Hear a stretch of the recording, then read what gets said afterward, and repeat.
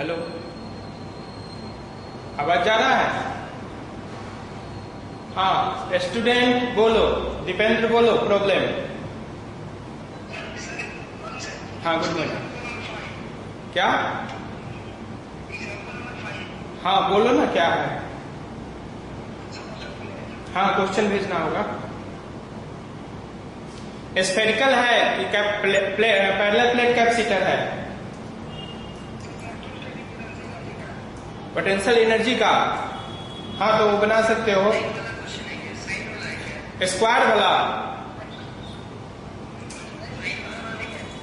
तो हाँ बोलो।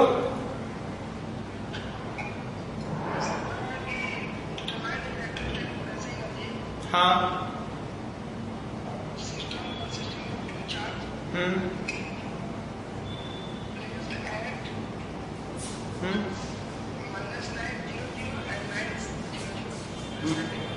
-900 एंड 900, -900 और 900 रेस्पेक्टिवली। और दोनों चार्ज का अमाउंट सेम है ना दोनों जगह? -7 और -2, तो -9 पे कौन प्लेस्ड है? माइनस कोऑर्डिनेट पे 7 प्लस प्रेजेंट है और प्लस कोऑर्डिनेट पे -2 प्रेजेंट है। ठीक है, ओके। देखो डायग्राम देखो क्वेश्चन का, इजी है, केवल साइन कन्वेंशन में प्रॉब्लम हो गया होगा इसमें।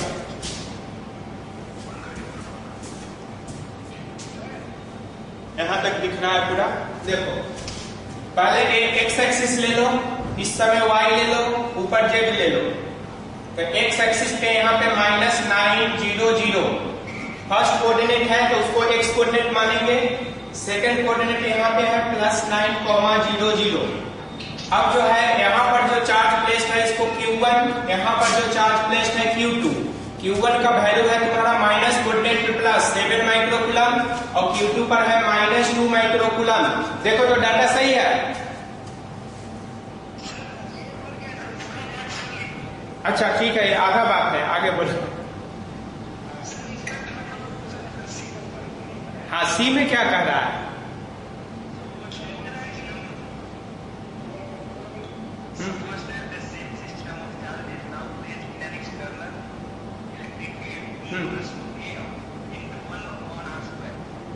E = 1/r²। हाँ, इंटू ए कोई कांस्टेंट है, ठीक है।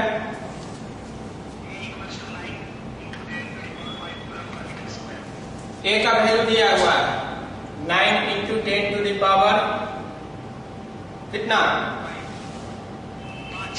हाँ 5, ठीक है। हाँ तो देखो इसके लिए आपको पढ़ाए थे electrostatic energy of two system of charge in external electric field. याद आ गया? Potential energy of two system of charge in external electric field, जिसका फॉर्मूला आया था Q बराबर पहला charge into potential at first place plus second charge into potential of second place और plus यहाँ पर दोनों का साइन माइनस है तो 1/4πε0 Q1 Q2/R12। ये फॉर्मूला आया था ना? तो ये तो तुम निकाल लिए ए पार्ट में, जो डायग्राम दिया हुआ है उसके अकॉर्डिंग। यह और यह हम लोग को निकालना है, ठीक है। तो इलेक्ट्रिक फील्ड हम लोग को दिया हुआ है E दिया हुआ है, V1 निकालना है और V2 निकालना है। Q1 Q2 मालूम है, E दिया हुआ है, V1 निकालना है, V2 निकालना है। तो V1 और V2 जो होता है उसके लिए फॉर्मूला हम लोग जानते हैं, V1 बराबर integration of E into dx मान लो, क्योंकि कोऑर्डिनेट केवल x में है, yz वाला 0 हो जाएगा। और यह इंटीग्रेशन कहां से कहां तक? इन्फिनिटी से लेकर के प्रेजेंट कोऑर्डिनेट तक। तो प्रेजेंट कोऑर्डिनेट -9 है, यहाँ -9 हो जाएगा, ठीक है। तो एक इंटीग्रेशन यह निकल जाएगा, E का फॉर्मूला यहाँ से डाल देना, R को x कर देना, R² की जगह x², जो कैलकुलेट करके आएगा वो V1 निकल जाएगा। उसी तरह V2 निकालेंगे, integration of E dx from infinity to R2 का वैल्यू जो परसेंट लोकेशन है +9 है, तो यहाँ 9 हो जाएगा और फिर यहाँ R² की जगह x² डाल देंगे, एक कांस्टेंट रहेगा बाहर निकल जाएगा, इससे V2 निकल जाएगा, फिर Q1 into V1 plus Q2 into V2 और ये जो टर्म ये नंबर में निकाले हैं उसको ऐड कर देंगे, टोटल पोटेंशियल एनर्जी निकल जाएगा। समझ गया प्रोसेस? ठीक, दिया भी होगा कैलकुलेट करके कितना आएगा। सो प्रोसेस यही है कि ये मेन फार्मूला यूज करना है, इसमें V1 V2 डालना है, V1 के लिए ये फार्मूला, V2 के लिए ये फार्मूला। अब आ जाते हैं हम लोग कैपेसिटर पे।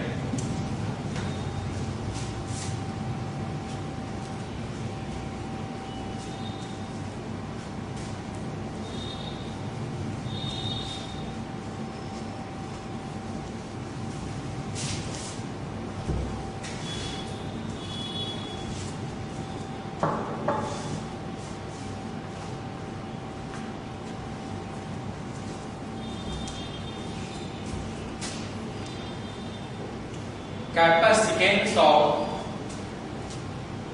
spherical capacitor।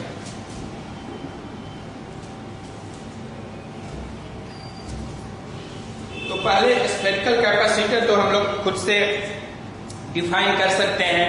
The capacitor whose collecting and condensing surfaces are spherical is called spherical capacitor। अब इस स्फेरिकल कैपेसिटर का कैपेसिटेंस निकालना है तो वही 4 मेमोरी ट्रिक्स है जो कल हम लोग यूज किए थे। पहला इंट्रोडक्शन देना है, उसके बाद हम लोग को इलेक्ट्रिक फील्ड निकालना है, उसके बाद पोटेंशियल निकालना है, पोटेंशियल डिफरेंस निकालना है, उसके बाद कैपेसिटेंस निकालना है, 4 स्टेप। लेकिन इसका क्वेश्चन का आंसर जो पूछेगा वो 5 मार्क्स में पूछता है। सीबीएसई में 3 मार्क्स से कम में नहीं पूछता है, जनरली 5 मार्क्स में एक क्वेश्चन पूछता है और साथ में एक छोटा सा न्यूमेरिकल रहता है, जिस न्यूमेरिकल में इतना ही चेंज रहता है कि जो फॉर्मूला डिराइव करके आपको आएगा उसी में एक डाइलेक्ट्रिक स्लैब डाल देगा, तो केवल डाइलेक्ट्रिक स्लैब के से मल्टीप्लाई कर देंगे, आंसर आ जाएगा। यानी 1 नंबर का न्यूमेरिकल और 4 नंबर का थ्योरी, 5 नंबर में क्वेश्चन पूछता है। इसलिए यहाँ पर इलेक्ट्रिक फील्ड हम लोग डायरेक्ट नहीं लिखेंगे। अगर इसी क्वेश्चन को 3 मार्क्स में पूछेगा तो हम लोग जो सेकंड स्टेप है इंट्रोडक्शन के बाद इलेक्ट्रिक फील्ड लिखना, वो डायरेक्ट फॉर्मूला लिख लेंगे हम लोग। अदरवाइज इलेक्ट्रिक फील्ड निकालेंगे किस मेथड से निकालेंगे, जो गॉस लॉ में हम लोग निकाले थे, किसी भी स्फेरिकल सेल के कारण किसी पॉइंट पर इलेक्ट्रिक फील्ड, गॉस लॉ का यूज करके इलेक्ट्रिक फील्ड हम लोग निकालेंगे और तब इलेक्ट्रिक फील्ड से पोटेंशियल डिफरेंस निकालेंगे। यहाँ पर हम लोग को कुछ देखना पड़ेगा कि इलेक्ट्रिक फील्ड वेरिएबल है या कांस्टेंट है। अगर इलेक्ट्रिक फील्ड कांस्टेंट है तो potential difference electric field into distance होता है, और अगर इलेक्ट्रिक फील्ड वेरिएबल है तो पोटेंशियल डिफरेंस निकालने के लिए इलेक्ट्रिक फील्ड को हम लोग लिखते हैं -dv/dr, जो रिलेशन पढ़े थे उससे dv निकालेंगे -edr और -edr को इंटीग्रेट करेंगे from lower limit to upper limit. ठीक है, तो आते हैं हम लोग, पहला पार्ट है इंट्रोडक्शन पे। तो इंट्रोडक्शन में हम लोग मान लेते हैं कि यहाँ पर कोई एक कैपेसिटर है। अब जो है अगर आप यहाँ डेरिवेशन में ही हम लोग R1 R2 मान लेते हैं तो आपको एनसीईआरटी में क्वेश्चन नंबर 2.29 जो है वो डायरेक्ट आ जाएगा, यानी सेम टू सेम आपको कॉपी पेस्ट कर देना है। अगर हम लोग कोई दूसरा सिंबल यूज करते हैं रेडियस के लिए स्मॉल a या स्मॉल b, तो उस केस में आप केवल a और b को जो है R1 R2 मान लीजिएगा तो आपका वो क्वेश्चन बन जाएगा। तो यहाँ पर हम लोग क्या करते हैं, a और b सिंबल ले लेते हैं, इंटरनल रेडियस और इनर रेडियस और आउटर रेडियस के लिए, और आपके एग्जाम के लिए छोड़ देते हैं ताकि आप एक्सरसाइज का क्वेश्चन बनाएंगे उसमें खुद आप डिराइव करेंगे R1 R2 मान करके। तो मान लो कि यह एक स्फेरिकल सेल है जिसका इनर रेडियस जो है वह स्मॉल a है और यह आउटर रेडियस जो है स्मॉल b है। इनर जो स्फीयर है इसको हम लोग चार्ज देंगे, तो इनर स्फीयर जो है यह हमारा कलेक्टिंग प्लेट कहलाएगा या कलेक्टिंग सरफेस कहलाएगा, पॉजिटिव चार्ज से यहाँ पर ऐड कर देंगे। ठीक है, और ये जो आउटर स्पेस है, आउटर सरफेस, इसको हम लोग क्या करेंगे, अर्थेट कर देंगे आउटर सरफेस को।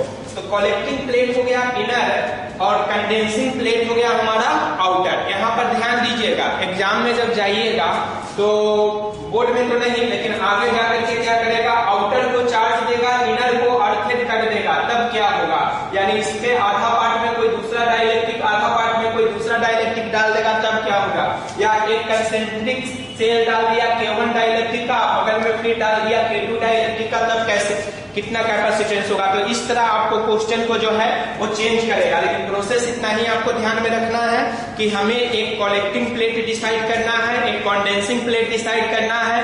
कलेक्टिंग प्लेट को चार्ज देंगे, इसका पोटेंशियल पॉजिटिव होगा, कंडेंसिंग प्लेट का पोटेंशियल 0 होता है या इसका नेगेटिव होता है पोटेंशियल, उसके पोटेंशियल को V माइनस से, कलेक्टिंग प्लेट के पोटेंशियल को V प्लस से डिनोट करेंगे। तो V plus minus V minus, ये जो डिफरेंस आएगा पोटेंशियल का, इसी को पोटेंशियल डिफरेंस या वोल्टेज हम लोग कहेंगे। अब जो है इंट्रोडक्शन पे आ जाते हैं हम लोग। यहाँ पॉजिटिव है तो यहाँ नेगेटिव इंड्यूस हो जाएगा इनसाइड में,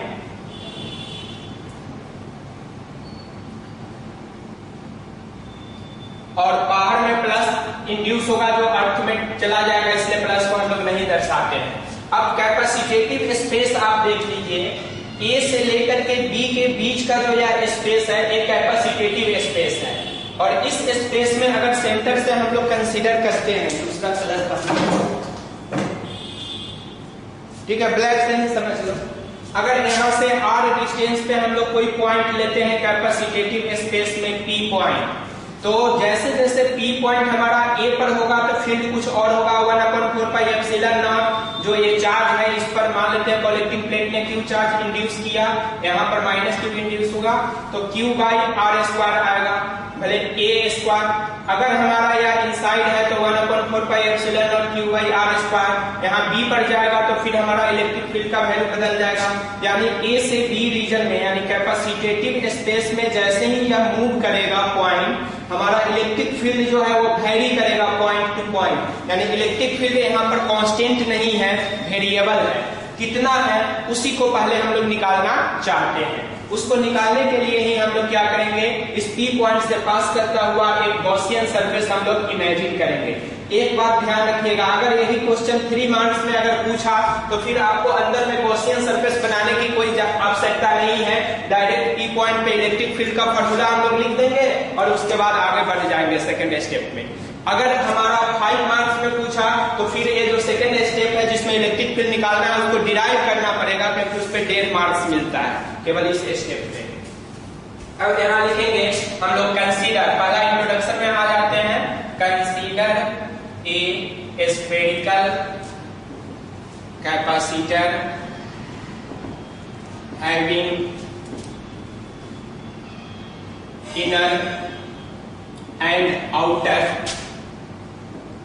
radius small a and b respectively containing charge q, ठीक है, containing charge q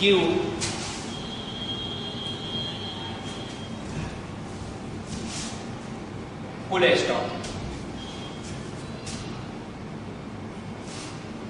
inner surface is charge and outer is earth. ये यहाँ लिखना जरूरी नहीं है क्योंकि डायग्राम में हम लोग दे दिए हैं, फिर भी आप लिख सकते हैं ताकि आपको याद रहेगा।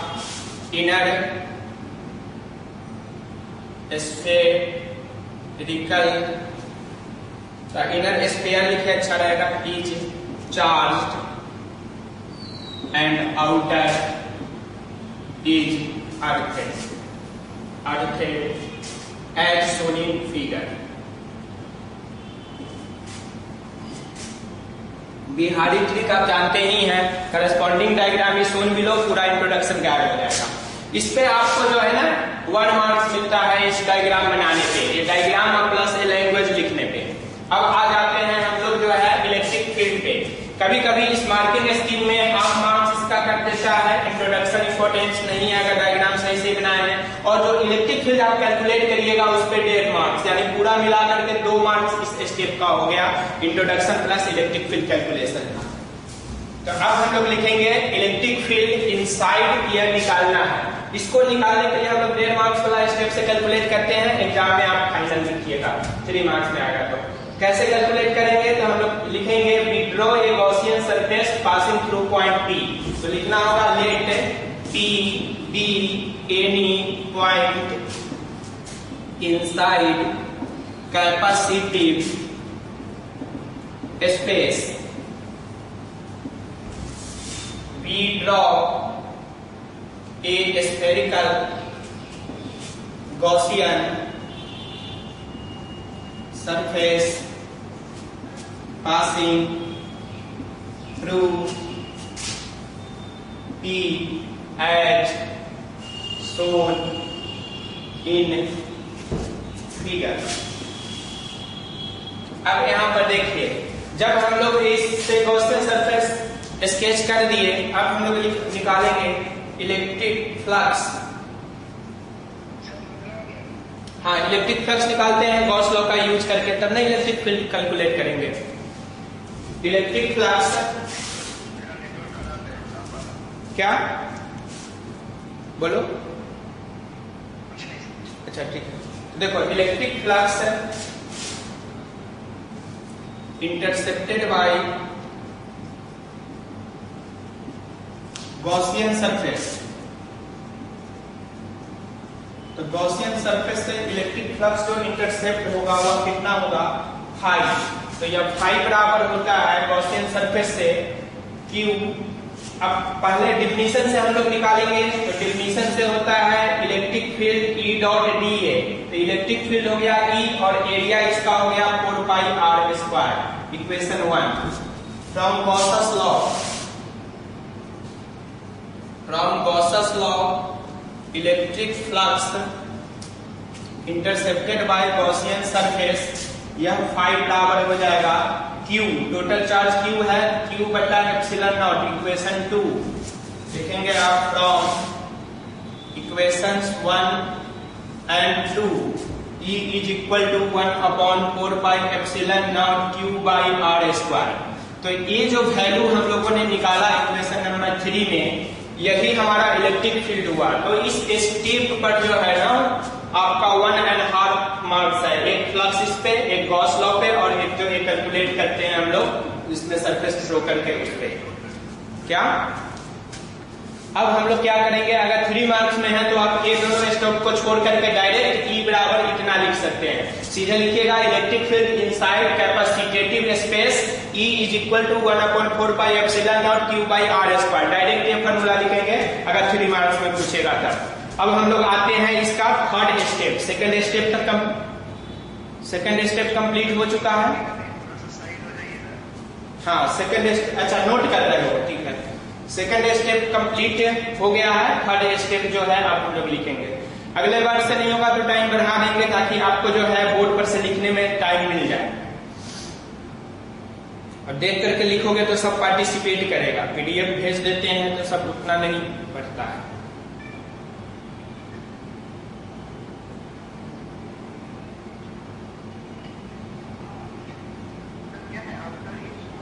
Outer is earthed, EARTHED, earthed as shown in figure.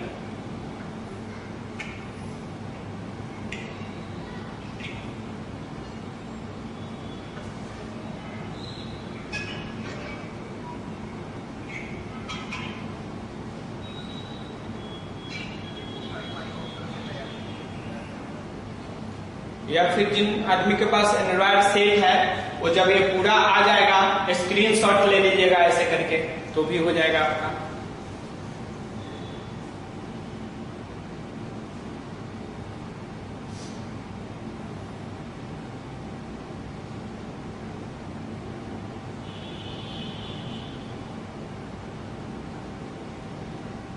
आगे बढ़े।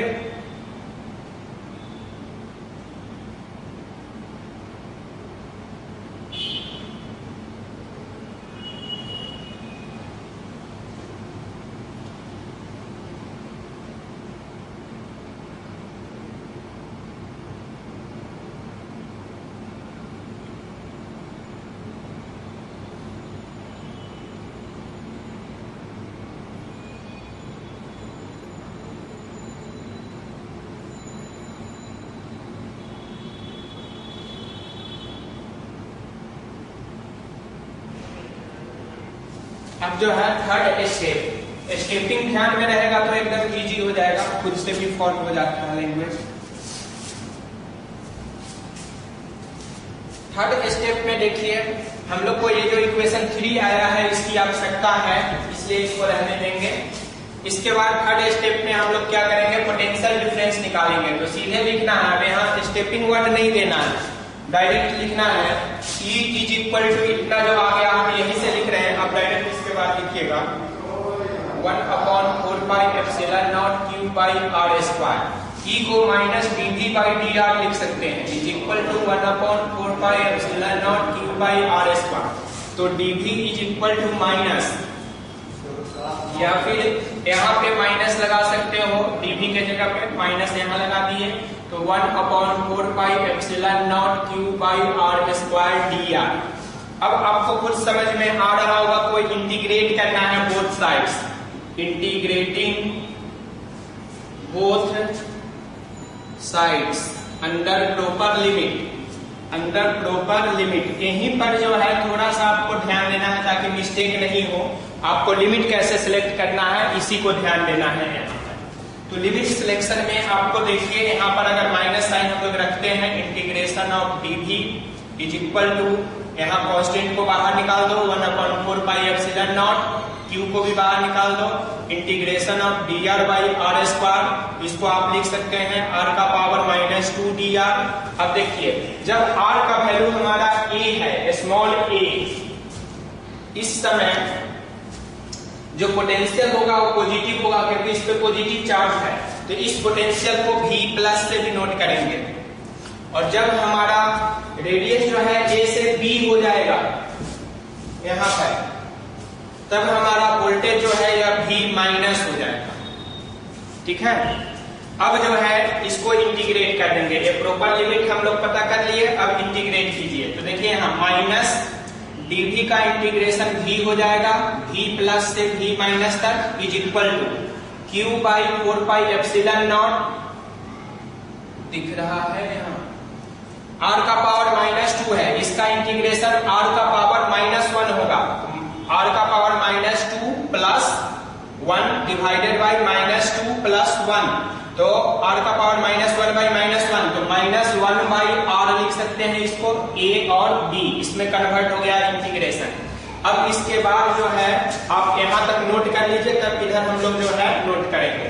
अब ऊपर वाले देखिए लेफ्ट हैंड साइड को, यह minus V minus V plus आ गया, is equal to Q by 4 pi epsilon naught into, value put करेंगे तो -1 बाई B और माइनस माइनस प्लस हो जाएगा 1 बाई A।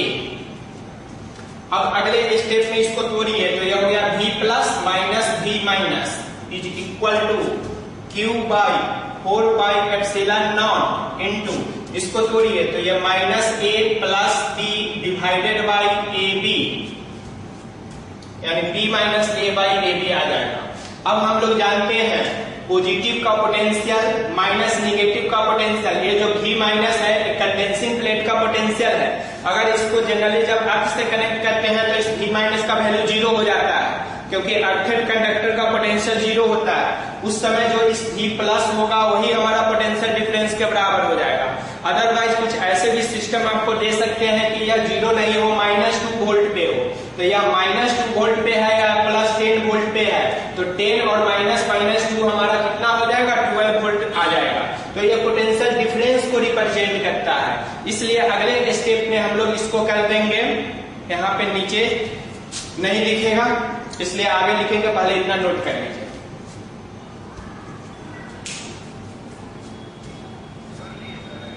कर लिए। अब इस V plus minus V minus को जो है हम लोग लिख सकते हैं आपको V वोल्टेज, और यह voltage Q by 4 pi epsilon not हो गया, यहाँ पर B माइनस A हो गया डिवाइडेड बाई AB हो गया या BA हो गया। अब जो है एक थर्ड स्टेप जो है आपका वो क्लियर हो गया, यही वोल्टेज निकला हमारा कैपेसिटर के प्लेट्स के अक्रॉस। इसको आप ऐसे भी लिख सकते हैं, potential difference across the capacitor plates, इसके पहले जोड़ सकते हैं। यहाँ तक लिखने के बाद potential difference across capacitor plates, capacitor plates, ये फॉर्मूला आ गया। अब लिखेंगे therefore capacitance, capacitance capacitance C बराबर Q by V, formula direct डाल दीजिए, Q divided by Q by 4 pi epsilon not B minus A divided by AB, ये AB ऊपर चला जाएगा, Q कट जाएगा,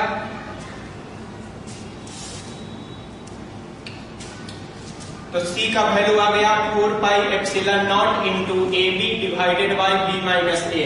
अब एक चीज यहाँ पे आपको ध्यान रखना है,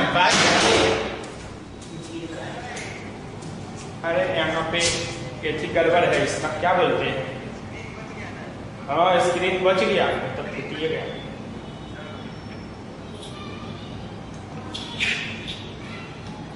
यहाँ का कैमरा रखने वाला स्टैंड सब खराब है, उसको थोड़ा घुमाते। 2 बार तो गिर चुका है, आज नहीं एक बार और गिरा था, कहाँ चला गया? हेलो,